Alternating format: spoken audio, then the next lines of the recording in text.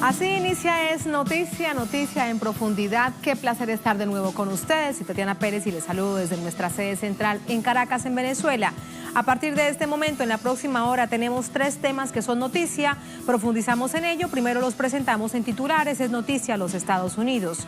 Comienza una batalla legal por la decisión del presidente Donald Trump de declarar estado de emergencia nacional para su plan de expansión del muro fronterizo con México. En un hecho prácticamente inédito, hay consenso entre demócratas y republicanos sobre lo inconstitucional de la medida y ya se anuncian demandas. ¿Es esta otra afrenta contra América Latina? Vamos a ver qué dice un experto al respecto. Segundo tema que es noticia, Venezuela. En un día histórico para el país y el continente, el presidente de esta nación, Nicolás Maduro, señala que el golpe de Estado que promueve Estados Unidos contra el país ha fracasado. Recordamos el hecho. Este viernes se cumplen 200 años del Congreso de Angostura y se recuerda el vigente discurso del libertador Simón Bolívar. Tercer tema que es noticia, Haití. Analizamos el discurso del presidente de esta nación, Jovenel Moïse, en busca de bajar los ánimos acalorados, ánimos sociales, en medio de un discurso opositor que llama a la población a mantener las protestas. Noticia que así comienza. Bienvenidos, bienvenidas.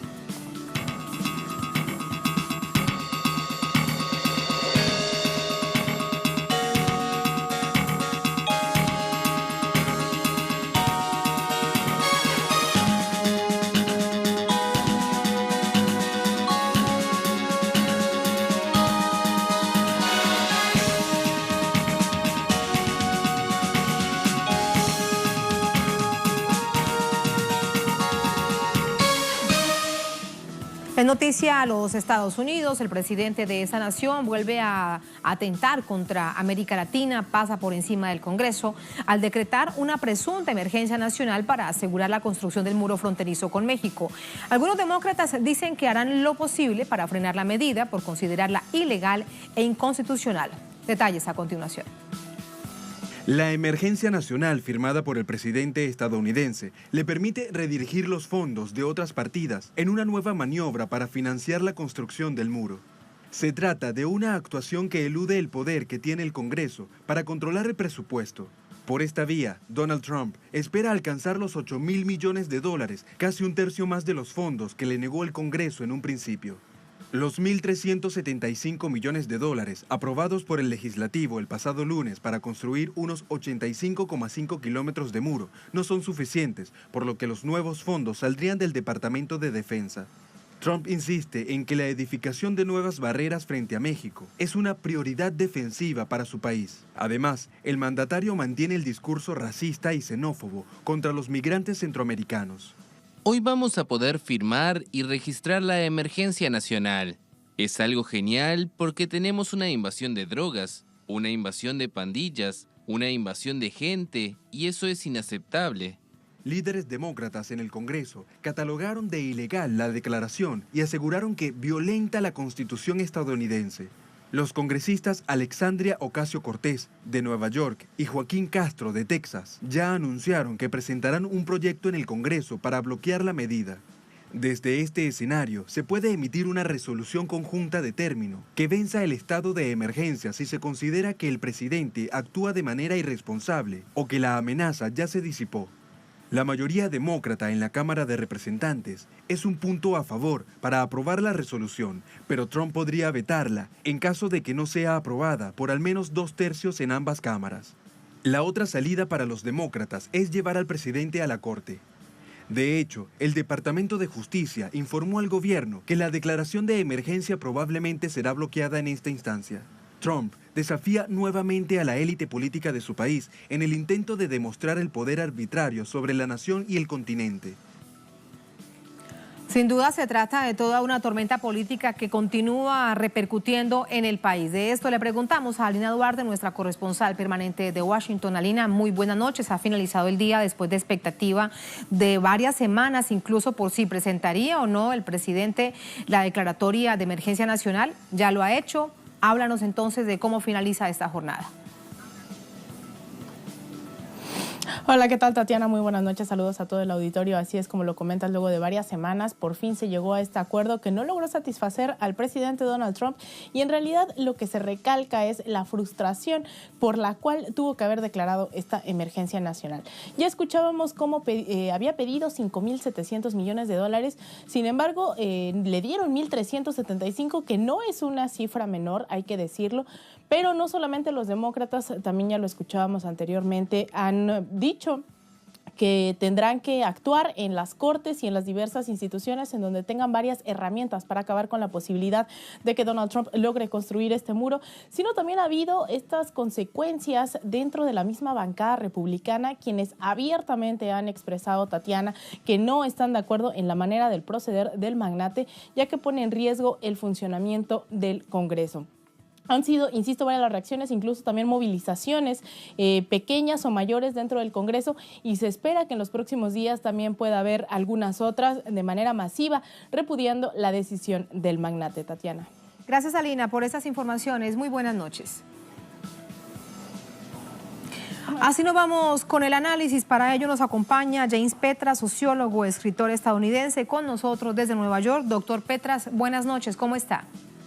Estamos bien, esperando para conversar con vosotros. Muchísimas gracias, doctor Petras. ¿Qué implica esta declaratoria de emergencia nacional en general para el país? Y no solamente me refiero al país político, sino a toda la población. ¿Qué implicaciones existen con respecto a ese punto específicamente? Principalmente es un esfuerzo a crear un poder bonapartista, centralizar el poder en la presidencia y en la presidencia para evitar algunas derrotas que está enfrentando en las negociaciones con China, la incapacidad de tumbar el gobierno en Venezuela, el fracaso en Siria, los problemas de negociar con Corea del Norte. Hay toda una serie de problemas graves que Trump tiene que evitar.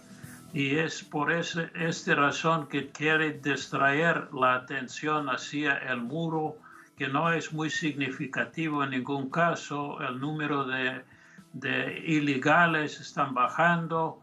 Los mexicanos están tratando de crear condiciones favorables para los inmigrantes en México. Entonces es una forma de desviación hacia cosas que son de menor importancia. ¿Qué importancia tiene 3 o 4 mil millones con un presupuesto de cientos de mil millones? Es simplemente que los dos partidos no tienen ningún esfuerzo en enfrentar el problema de salud, de habitación, la deuda, el déficit y otras cosas muy graves. Entonces, todo el debate, sí o no van a construir un muro con 3 o 4 mil millones, es una cosa menor en el conjunto de cosas que enfrenta el país. Doctor Petras, en titulares nos preguntamos si se trata de otra afrenta a los latinoamericanos, teniendo en cuenta que es precisamente esa construcción de ese muro en la frontera con México. Sí, con México, pero buscando a crear situaciones favorables como en Argentina con Macri, Bolsonaro, en Brasil, Duque en Colombia. Quiere formar un frente que sigue a los Estados Unidos y utilizando el poder que está acumulando sobre el muro y los mexicanos para justificar la concentración de poder y seguir avanzando sobre la política reaccionaria en América Latina. Resulta realmente, digamos, para el ser latinoamericano, centroamericano, fuerte escuchar que todos los males del país provienen precisamente de Centroamérica y de México. Hoy de nuevo lo decía, el nivel de delincuencia, la inmigración ilegal. Días atrás habían otros funcionarios de la Casa Blanca que hablaban de las enfermedades e infecciones que podrían contraerse por el ingreso de estas personas, narcotráfico, drogas, etcétera, etcétera. A nivel interno, ¿qué implicación tendrá esto para una muy fuerte clase migrante que cada día es, y no me refiero a la ilegal, me refiero a la que tiene papeles, a la legal en el país? Está polarizando el gobierno federal con Trump a la cabeza y todos los estados. California, por ejemplo, han declarado un santuario para los inmigrantes y otros estados están tomando medidas independientes de Washington. Entonces se está fragmentando el país, creando conflictos dentro y afuera de los partidos entre el gobierno central y los gobiernos federales, los gobernadores. Es una situación políticamente muy grave porque los jueces menores todos declaran que Trump está ilegal, actuando ilegal. Pero el Corte Supremo ahora con los derechistas nombrados por Trump cree que podría tener mayoría en el Corte Supremo y eso va a poner los tres poderes gubernamentales en conflicto, el legislativo, el ejecutivo y judicial. Es una crisis institucional muy grave. Y se queda sin peso de sus amigos de estos últimos años del gobierno, no solamente de los anteriores gobiernos republicanos, los de siempre, sino ahora mucho más de, por ejemplo, Marco Rubio, que hoy a través de un Twitter, y siempre lo hemos visto como lo acompaña, de hecho presiona sobre, por ejemplo, la situación de un ataque militar hacia Venezuela, que se hacía a un lado diciendo que era inconstitucional. A nivel de los republicanos, ¿esto qué significará para Donald Trump? Donald Trump no tiene ganas de una invasión de Venezuela mientras Venezuela se quede con el apoyo popular y con el ejército intacto.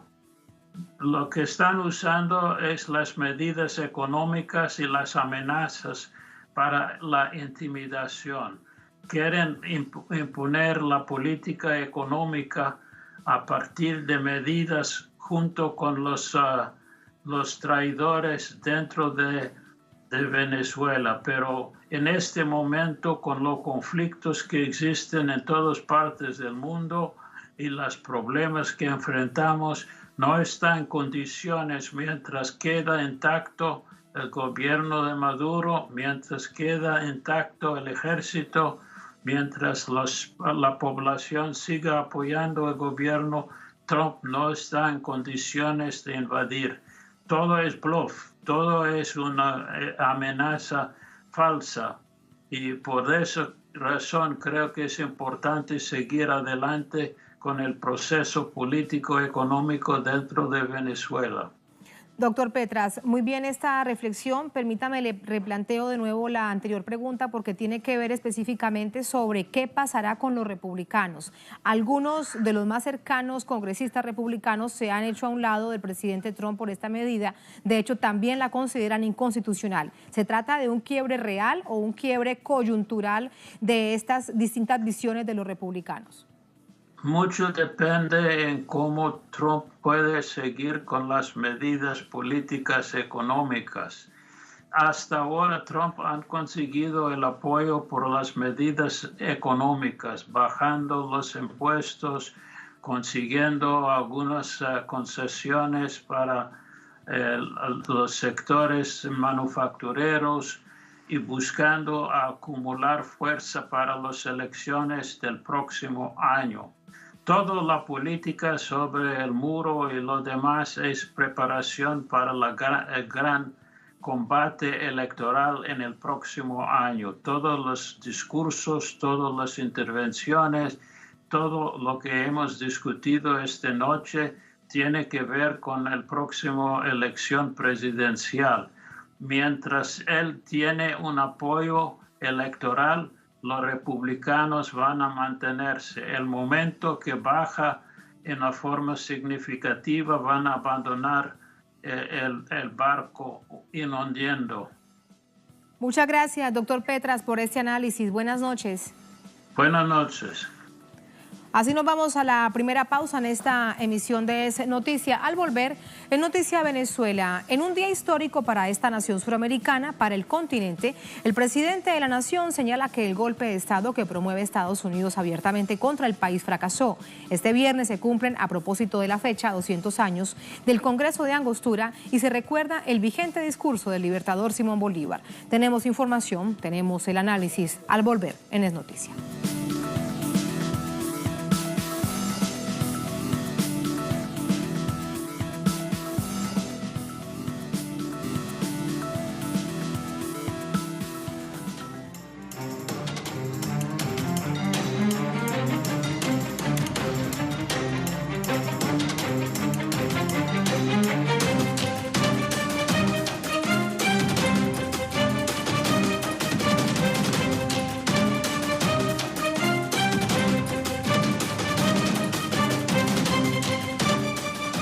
En Noticia Venezuela, el presidente Nicolás Maduro fija posición de paz y unidad en el territorio nacional en el marco de la conmemoración del bicentenario del Congreso de Angostura en medio de ataques injerencistas perpetrados particularmente de Estados Unidos y gobiernos aliados. Aquí tenemos la información.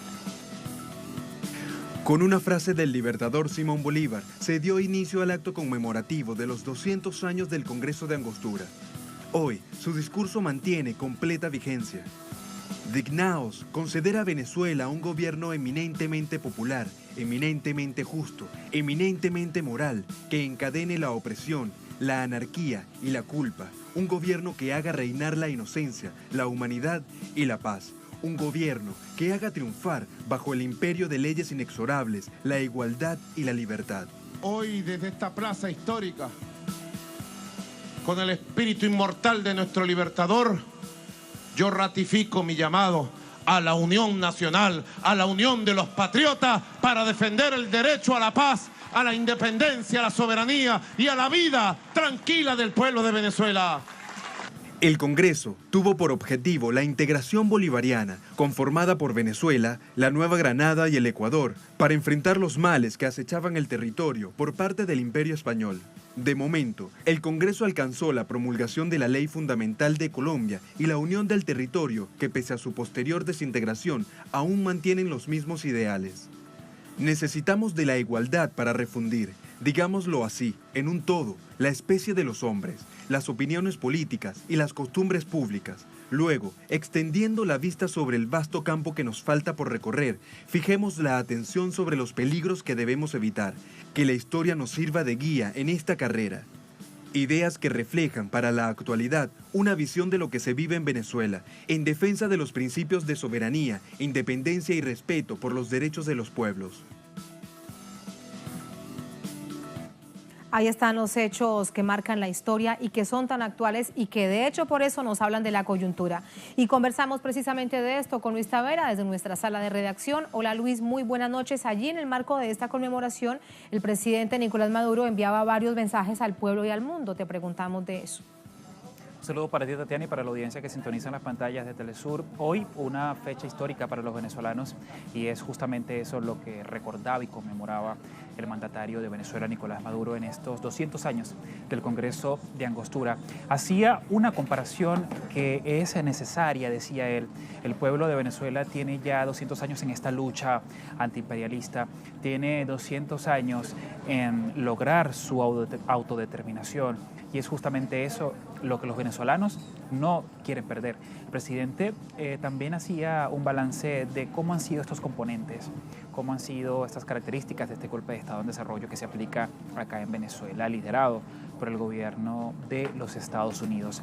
En otros aspectos también recordaba la importancia de mantenerse en esta unión cívico-militar, la importancia de que el pueblo de Venezuela entienda que la soberanía les pertenece a todos y que es importante que se mantenga este escenario de paz, que es una cultura venezolana, Tatiana, decía el presidente. Otro de los aspectos que fueron noticia hoy, hasta hace unas horas, el presidente se reunía con las Fuerzas Armadas militares para realizar esta evaluación de lo que fue el balance de los ejercicios militares que hoy culminaron acá en esta nación.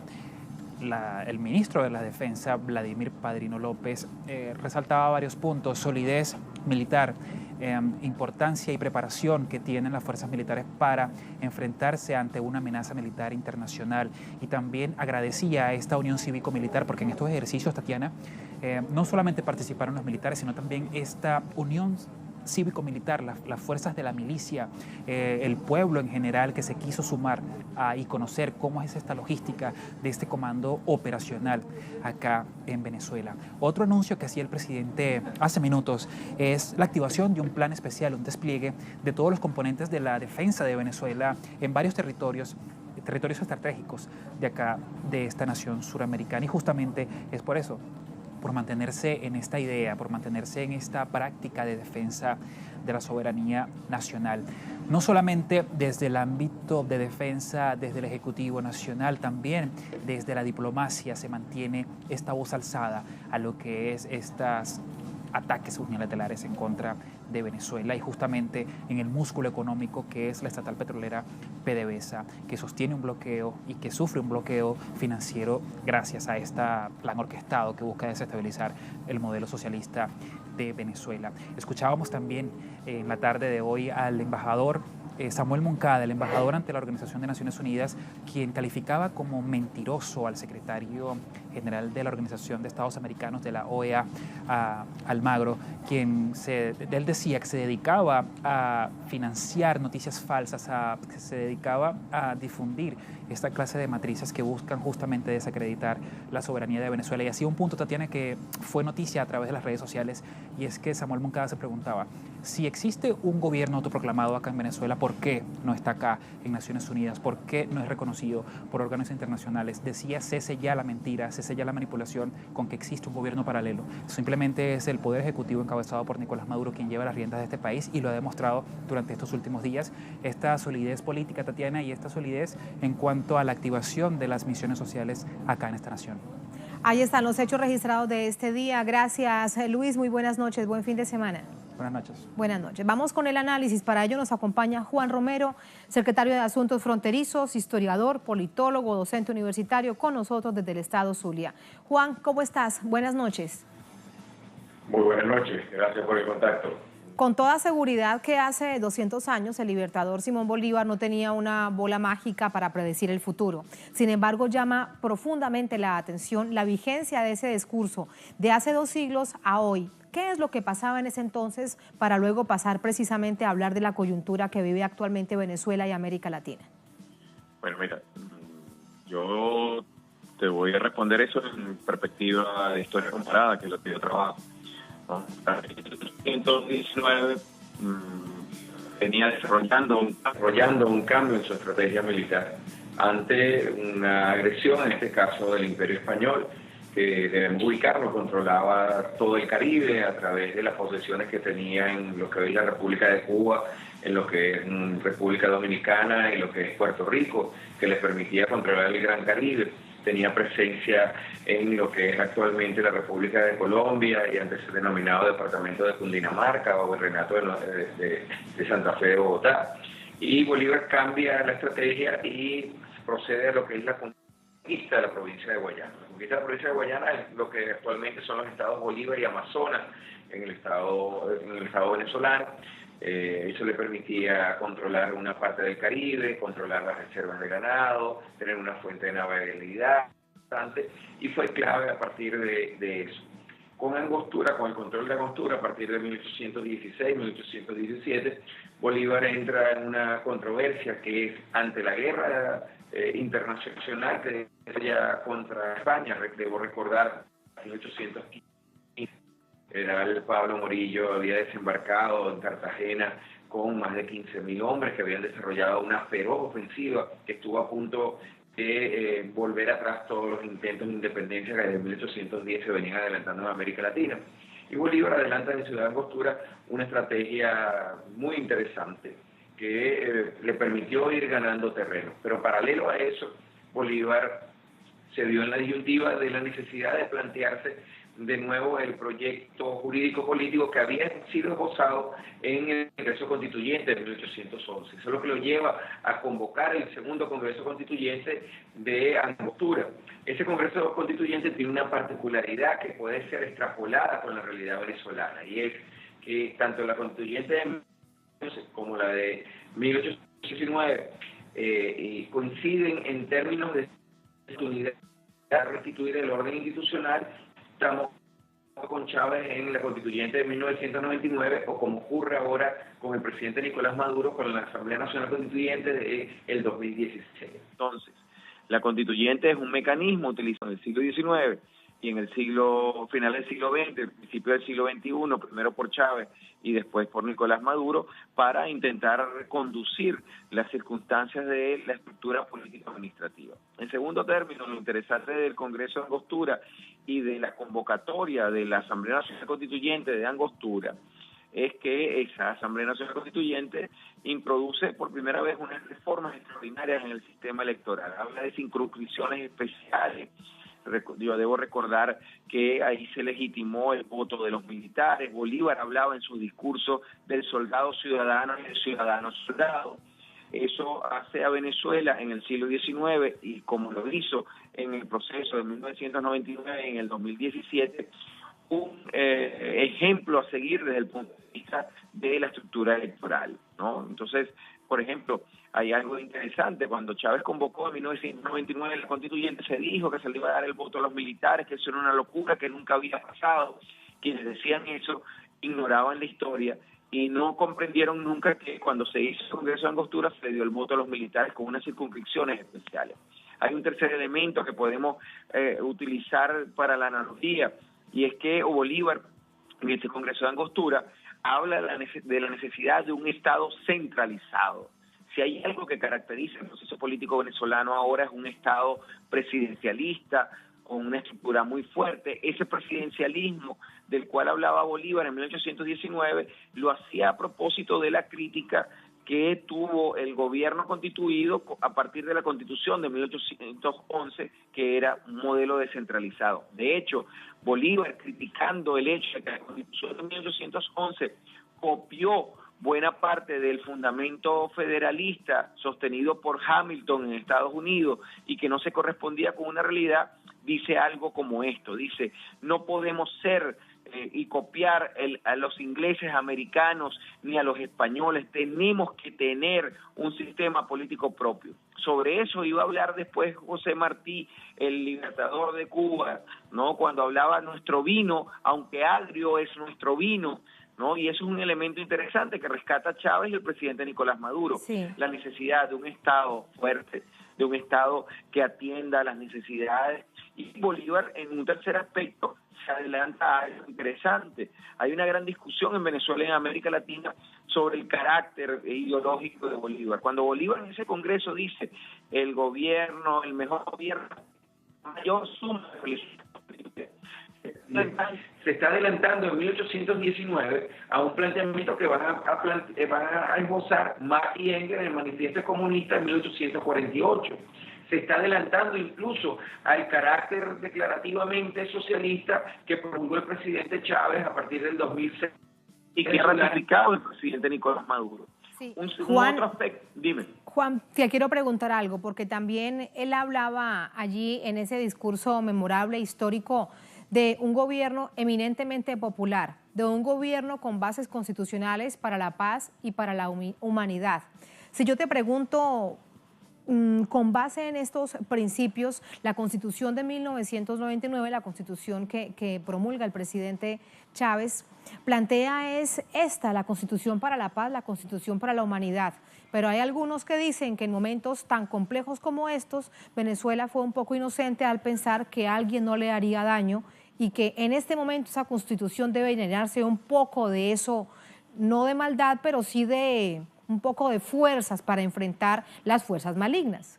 Bueno, mira, ahí también es interesante el carácter precursor del libertador. Bolívar es de los primeros que introducen en el debate del pensamiento político latinoamericano el principio de la consulta a la soberanía popular. De hecho, Bolívar está tan consciente de eso, del momento particular que se vive en 1819, que habla del soldado ciudadano, es decir, el soldado que milita y defiende la patria, pero es un ciudadano al mismo tiempo y tiene derecho a participar. Y habla del ciudadano soldado que debe defender. La Constitución de 1999 se construye sobre un hecho importante: la soberanía es el principio del poder popular. Y de ahí, claro, se introduce un conjunto de deliberación que ya Bolívar había intentado esbozar en el discurso de Angostura. Bolívar dice: el gobierno debe construirse, que debe ser basado en la democracia, de bien estructurarse la mayoría de consulta popular. Hay un debate, cierto, en América Latina sobre el carácter excesivamente permisivo de la Constitución de la República Bolivariana, que ha permitido, como ustedes han podido ver y han reseñado perfectamente en Angostura, facilitar protestas que han llevado casi a el colapso del sistema político, a generar manifestaciones sumamente contradictorias de personeros de la oposición diciendo que esto es una dictadura, pero salen por los medios de comunicación señalando a Nicolás Maduro y diciendo cualquier cosa. Cuando uno lo ve desde el punto de vista de política comparada, si eso sucede en Estados Unidos, si eso sucede en Colombia, si eso sucede en España, fueran inmediatamente acusados de traición de la patria y fueran apresados. Sin embargo, y algo que yo debo resaltar de la acción del presidente Nicolás Maduro, es la firme defensa, y es lo que ha servido para que nosotros elevemos nuestro rol con dignidad ante la comunidad internacional. El presidente Nicolás Maduro fue elegido a través del mecanismo del voto, que según la Constitución es el único mecanismo que asegura el ejercicio del poder.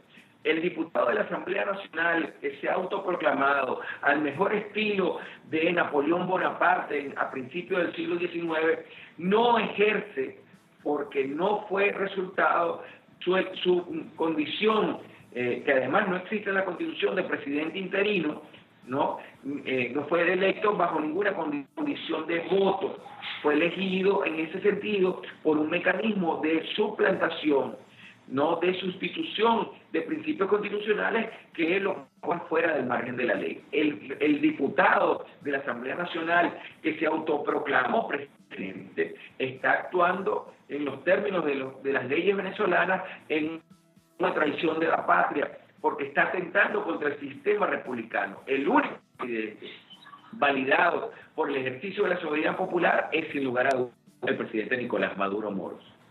Muchas gracias, Juan, por ayudarnos a traer a la vigencia actual ese discurso de Angostura en una fecha sin duda memorable para Venezuela y para América Latina. Muy buenas noches. Muy buenas noches, agradecido. Gracias a ti. Así nos vamos a la segunda, última pausa en esta emisión de Es Noticia. Al volver, en Noticia Haití, analizamos el discurso del presidente de esta nación, Jovenel Moïse, en busca de bajar los ánimos caldeados, ánimos sociales, en medio de un discurso opositor que llama a la población a mantener las protestas. Tenemos información con nuestro enviado especial a Puerto Príncipe. Tenemos el análisis al volver en Es Noticia.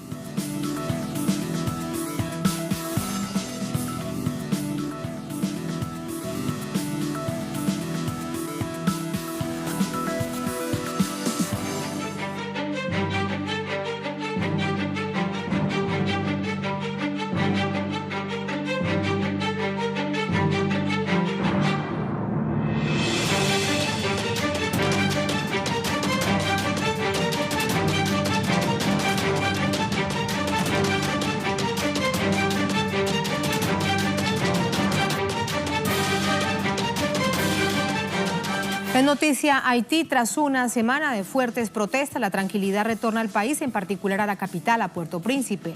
Este viernes algunos comercios prestaron servicios por horas, mientras que escuelas, instituciones públicas y pequeños negocios permanecían cerrados. Este viernes la tensa calma de la capital contrastó con el llamado de la oposición a mantenerse en las calles. La víspera, el presidente del país, Jovenel Moïse, ofreció un discurso en el que condenó la violencia, pidió disculpas al pueblo. Denunció que un ciudadano se infiltró en la seguridad presidencial para para tratar de asesinarlo, señaló que parlamentarios de oposición armaron a civiles para provocar desestabilización en la nación.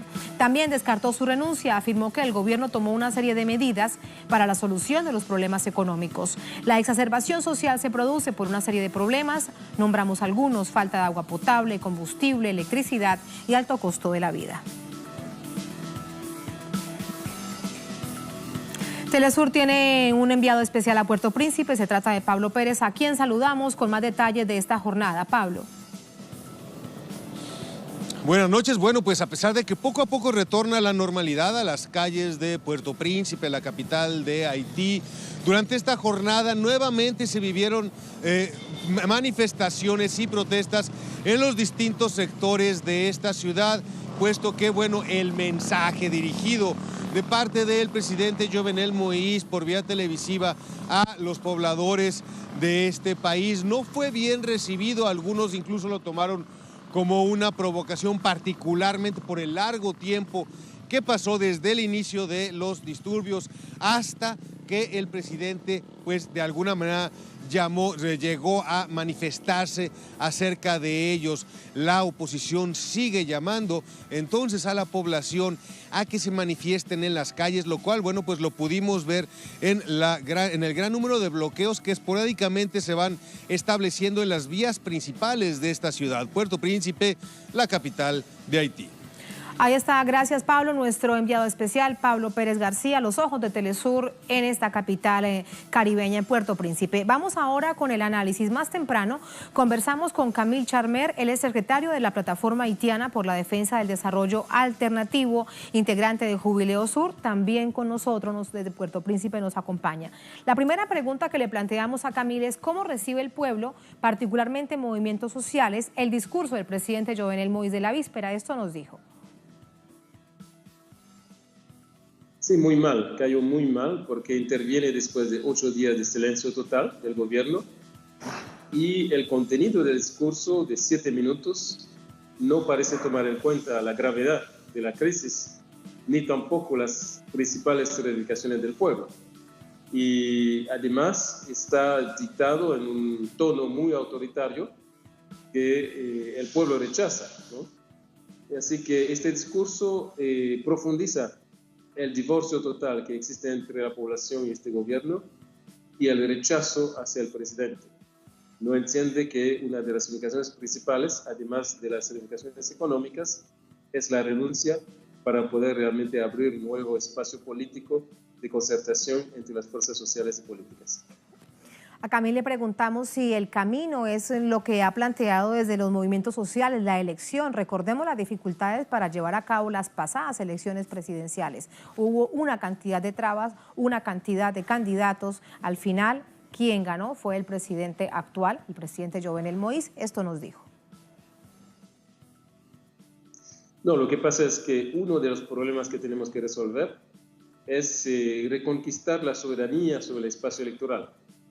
Porque cuando miramos del 90 hasta el 2016, el proceso electoral fue totalmente colonizado por una ocupación militar de la MINUSTA, lo que explica que el Departamento de Estado de Estados Unidos tuvo el espacio para imponer sus candidatos, ¿no? Y para imponer presidentes lacayos que van a aplicar las medidas del imperialismo. Así que hay que reconstruir la institución electoral y eso va a tomar tiempo. Por eso las fuerzas del movimiento popular están reclamando un largo periodo de transición para abrir una asamblea constituyente, ¿no? Y refundar las instituciones nacionales tomando en cuenta las experiencias recientes con el objetivo de la reconquista de la soberanía y con el objetivo de acercar las instituciones hacia el pueblo para romper con la dinámica de exclusión que caracteriza al Estado de Haití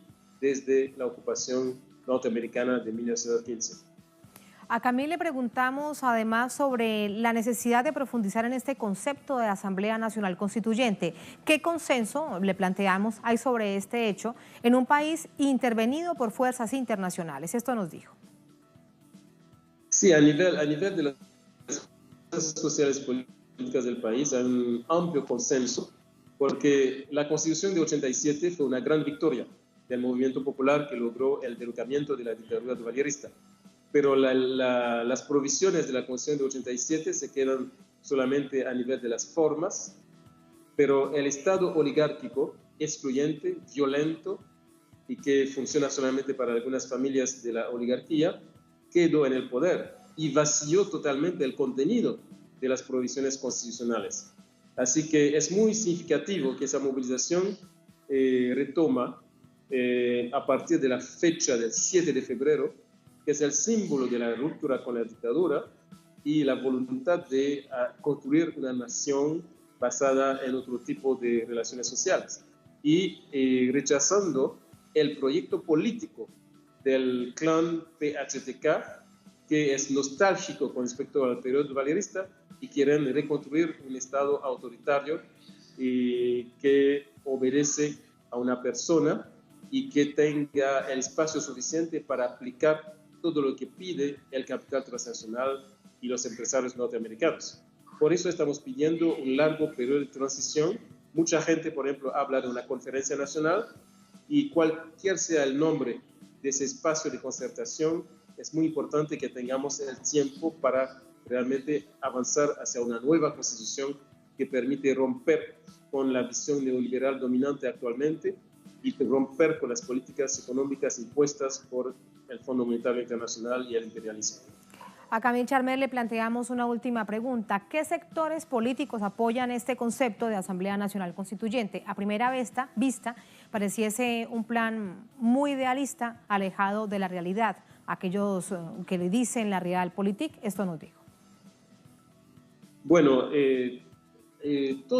casi todos los sectores de lo que llaman, entre comillas, la oposición, porque es muy heterogénea, están de acuerdo con la necesidad de una conferencia nacional, ¿no? Algunos lo llaman estados generales, asamblea constituyente, cualquier sea el nombre, pero un espacio que permite hacer el trabajo de deconstruir los mecanismos de dominación instalados por el imperialismo norteamericano y construir otro tipo de institucionalidad democrática. Y, por ejemplo, tenemos actualmente mucha protesta, mucha indignación con respecto a los privilegios acordados a los parlamentarios, ¿no? En un país tan pobre, los parlamentarios haitianos cuestan mucho más caro que los parlamentarios dominicanos o jamaiquinos, a pesar que el PIB de República Dominicana es 80.000 millones de dólares y el PIB de Haití es solamente 8.000 millones de dólares. Así que hay que salir de ese escándalo para realmente construir estructuras que permiten participación de la población, que permiten, por ejemplo, y nos inspira mucho, por ejemplo, la experiencia de las comunas de Venezuela, ¿no? Tener una democracia participativa donde el protagonismo de los sectores populares pueda influir de manera decisiva sobre las rutas estratégicas para construir una prosperidad y una dignidad para el país. Agradecemos a Camille Charmer por habernos entregado este análisis, esta visión de lo que sucede en su país. Nos acompañaba desde Puerto Príncipe. A todos ustedes, gracias también por habernos acompañado. Así ponemos punto final a esta emisión de Noticia de Telesur. Cerramos nuestra pantalla tradicional, nos quedamos en redes sociales, @Noticia Telesur, @Tatiana Telesur. Durante esta jornada, otro hecho fue noticia, se dio más allá de las fronteras de América Latina, más exactamente en España. Como se tenía previsto, a las 10 de la mañana, hora local en esta nación ibérica, en España, el presidente del gobierno, Pedro Sánchez, del Partido Socialista Obrero de España, anunció elecciones anticipadas. Será muy pronto, será en abril. Acusa tanto al Partido Popular, acusa a Ciudadanos, acusa a los independentistas, acusa a todos aquellos que no, dicen él, apoyaron la ley de presupuestos para el año 2019, una ley de presupuestos que asegura el Partido Socialista seguirá trabajando porque cree que es lo mejor para el país. En este contexto, importante también recordar que antes de esas elecciones hay una situación muy compleja y tiene que ver con el juicio a los independentistas, 9 de ellos catalanes. Ese hecho también pesó en este momento complejo para esta nación ibérica. Con eso lo dejamos, será hasta el próximo lunes. Sigan con nosotros.